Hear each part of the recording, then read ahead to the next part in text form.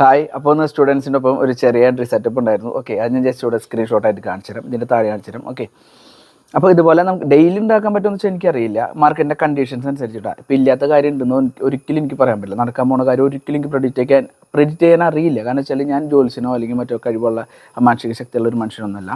പക്ഷെ നമ്മൾ പഠിക്കുന്ന സെറ്റപ്പ് പ്രോപ്പറായിട്ട് പഠിച്ച് മുന്നോട്ട് പോയി കഴിഞ്ഞാൽ ഒരു നല്ല റിസ്ക് റിവാർഡോട് കൂടി ഡിസിപ്ലിനോട് കൂടി സെറ്റപ്പ് വന്നാൽ മാത്രം എൻട്രി എടുക്കുന്ന ആ ഒരു മൈൻഡ് സെറ്റോടുകൂടി മുന്നോട്ട് പോയാൽ നിങ്ങൾക്കും പ്രോഫിറ്റബിൾ ട്രേഡർ ആവാനൊക്കെ പറ്റും.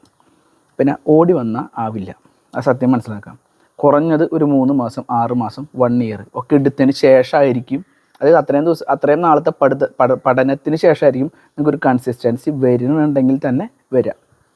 ഓക്കെ, ഓടി വന്നാൽ പൈസ ഉണ്ടാക്കാൻ പറ്റുന്ന ഒരു മേഖലയല്ല സ്റ്റോക്ക് മാർക്കറ്റ് അല്ലെങ്കിൽ ട്രേഡിംഗ് എന്നുള്ളത് നിങ്ങൾ മനസ്സിലാക്കുക. ഓക്കെ, അപ്പോൾ ജോയിൻ ചെയ്യാൻ താല്പര്യമുള്ളവർ ഈ ഒരു താഴെ കാണുന്ന നമ്പറിൽ കോൺടാക്ട് ചെയ്താൽ മതി. അപ്പോൾ next video, thanks for watching.